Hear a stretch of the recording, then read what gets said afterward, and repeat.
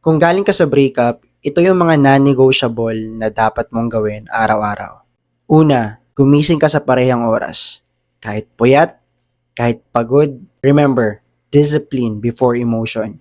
Pangalawa, galawin mo yung katawan mo. Mag-gym ka, maglakad. Kung wala kang pang bayad ng membership, edi mag-jogging ka, mag-home workout ka, mag-calisthenics ka.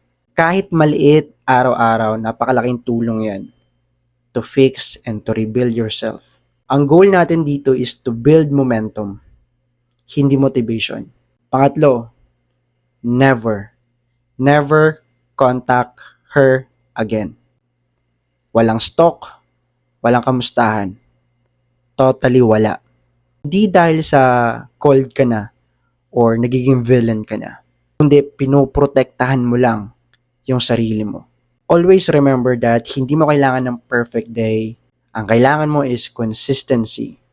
Always remember you are doing this for yourself.